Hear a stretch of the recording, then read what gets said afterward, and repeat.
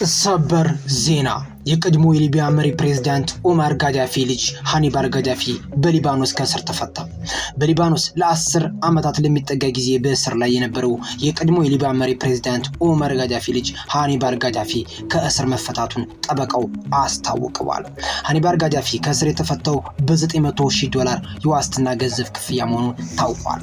የ49 ዓመቱ ሃኒባል ጋዳፊ በሊባኖስ ለእስራት የዳረገው በአሁኑ ሰዓት የሊባኖስ ሺዓ ቡድን ሂዝቦላህ አጋር የሆነው የአማል ንቅናቄ መስራች ሊባኖሳዊው የሺዓ ጸሐፊ ሙሳ ሳድር በአውሮፓውያኑ አቆጣጠር በ1978 በሊቢያ መሰወራቸውን ተከትሎ መረጃ ደብቃሌ በሚል በቀረባቸው ክስ ሲሆን ነገር ግን በእስራት ዘመናቸው ፍርድ ቤት እንዳልቀረቡ ታሪቲ አፍሪካ ዘግቧል።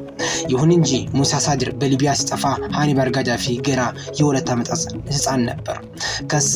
ከ10 ዓመታት እስራት በኋላ ሃኒባል ጋዳፊ $900,000 የገንዘብ ዋስትና በትናንትናው ዕለት ከእስር የተፈታ ሲሆን ገንዘቡም ዛሬ ተከፍሏል። በመጨረሻም ሃኒባል ጋዳፊ ከእስር ተፈቷል።